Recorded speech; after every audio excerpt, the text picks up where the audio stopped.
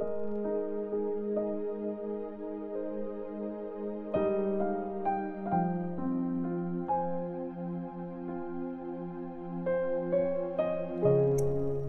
chapter 22. Ang balak laban kay Jesus. Malapit na ang piyesta ng unleavened bread, yung tinapay na walang pampalsa. Tinatawag din itong Passover. Naghahanap ng paraan ang mga chief priests at teachers ng law para ipapatay si Jesus. Pero nag-iingat sila kasi natatakot sila sa mga tao. Pumayag si Judas na traidorin si Jesus. Pumasok si Satan kay Judas Iscariot na isa sa mga 12 disciples. Naipagkita siya sa mga chief priests at sa mga officers ng guard sa temple para planuhin kung paano siya makakatulong sa pag-arrest nila kay Jesus. Natuwa sila at nag-offer na bayaran si Judas. Pumayag siya at nagsimulang maghanap ng chance para maipa-aresto niya si Jesus sa kanila nang hindi nalalaman ng mga tao. Paghahanda sa piyesta ng Passover. Dumating ang araw ng piyesta ng unleavened bread kung kailan sinasacrifice ang Passover lamb. Inutusan ni Jesus sina Peter at John, "Lumakad na kayo at ihanda nyo ang Passover meal natin." "Saan niyo po gustong ihanda namin to?" tanong nila. Sumagot siya, "Pumasok kayo sa city. Makikita niyo ang isang lalaking may dalang jar ng tubig. Sundan niyo siya sa bahay na papasukan niya. Sabihin niyo sa may-ari ng bahay, pinapatanong po ng teacher kung saan kwarto siya kakain ng Passover meal kasama ang mga disciples niya. Ipapakita niya sa inyo ang isang malaking kwarto sa taas na may nakaredy ng mga gamit. Doon kayo maghanda." Lumakad sila at nakita ang lahat gaya ng sinabi ni Jesus at hinanda nila ang Passover meal. Ang Lord's Supper. Nang dumating na ang oras, pumwesto si Jesus sa mesa kasama ang mga apostles niya. Sinabi niya sa kanila, "Matagal ko nang gusto makasama kayong kumain ng Passover meal na to bago ko magtusa. Sinasabi ko sa inyo, hindi na ako kakain ulit nito hanggang sa mangyari ito sa kaharian ng Diyos." Kumuha si Jesus ng isang baso at nagpasalamat sa Diyos. Pinigay niya yun sa kanila at sinabi, "Kunin niyo ito at i-share niyo sa isa't isa. Sinasabi ko sa inyo, simula ngayon, di na ako iinom ng alak na to hanggang dumating ang kaharian ng Diyos."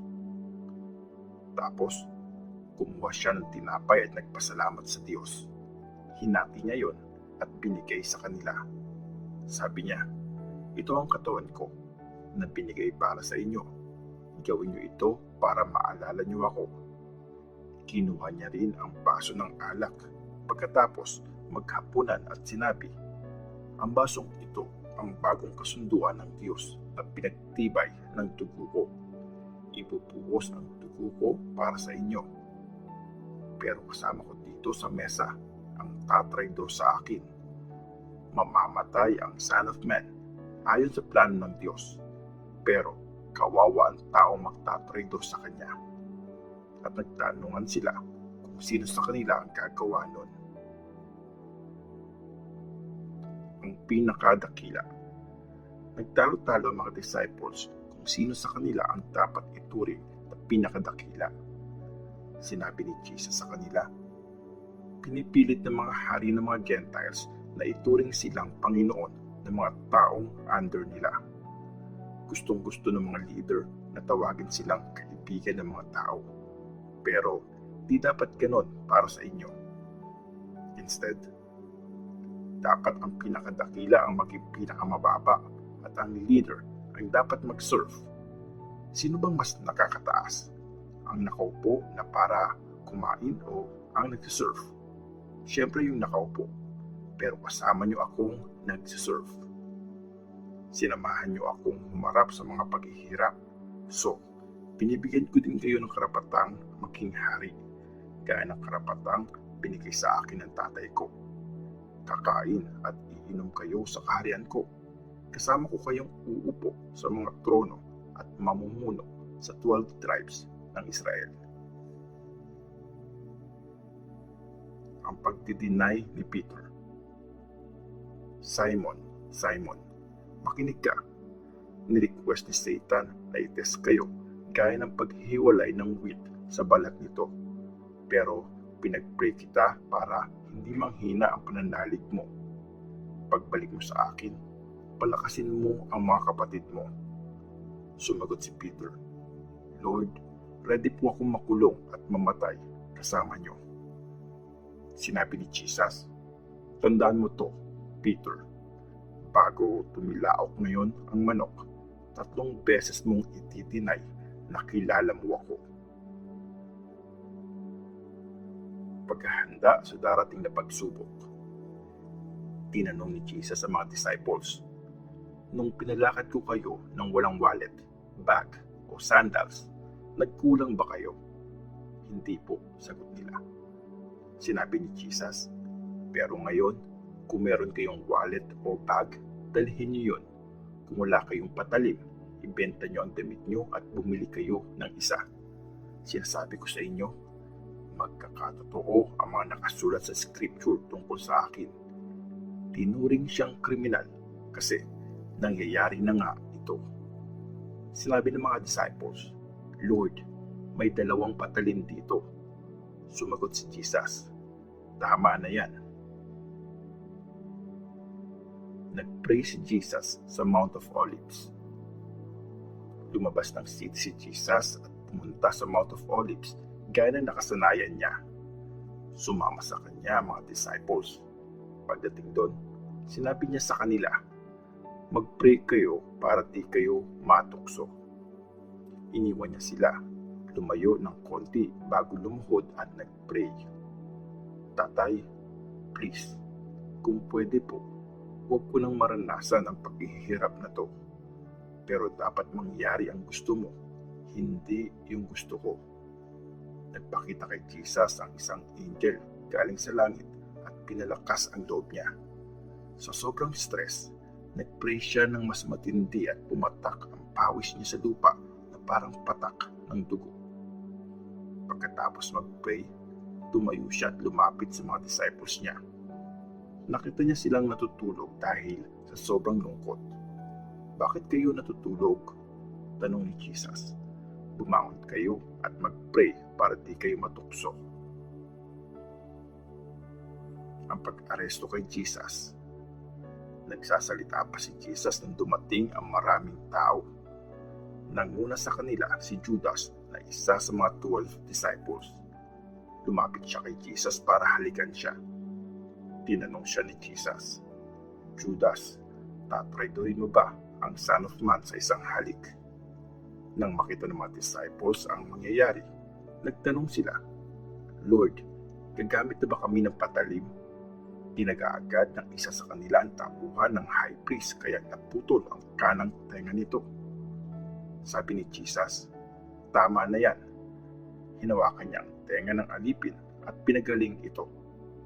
Tapos, sinabi ni Jesus sa mga chief priests, sa mga officers ng mga temple guards, at sa mga leader ng bayan na dumating para arestuhin siya. Kriminal ba ako? Bakit niyo pa kailangan magdala ng mga patalim at pamalo? Nasa temple ako araw-araw pero di niyo ako hinuli. Pero ngayon ang oras niyo para kumilos at maghahari ang dilim.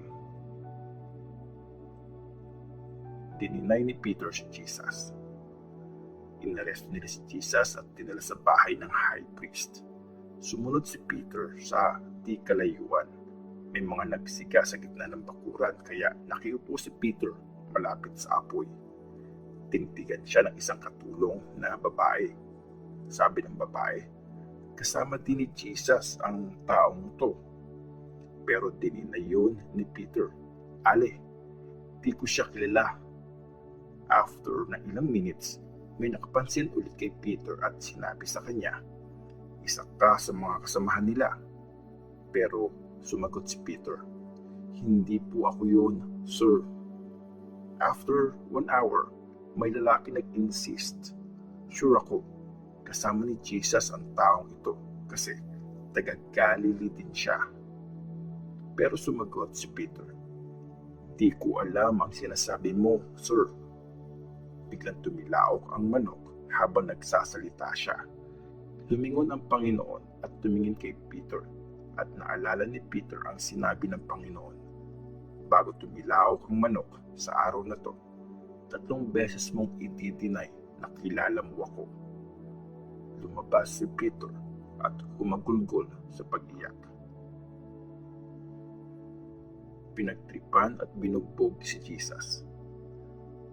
Pinagtripan at binugbog si Jesus ng mga nagbabantay sa kanya. Nilagyan siya ng blindfold at pinagtatanong, "Hulaan mo kung sinong sumuntok sa iyo." Marami pa silang ginawang pang-iinsulto sa kanya. Si Jesus sa harap ng council.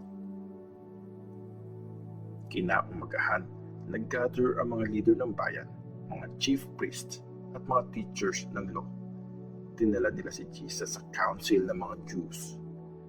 Tinanong nila si Jesus, "Sabihin mo sa amin, ikaw nga ba ang Christ?"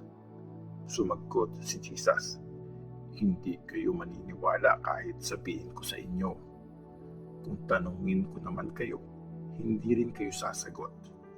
Pero sinasabi ko sa inyo, simula ngayon, uupo ang Son of Man sa kanan ng makapangyarihang Diyos." So ibig mong sabihin, ikaw ang Son of God? Tanong ng lahat. "Kayo na ang nagsabi," sagot niya.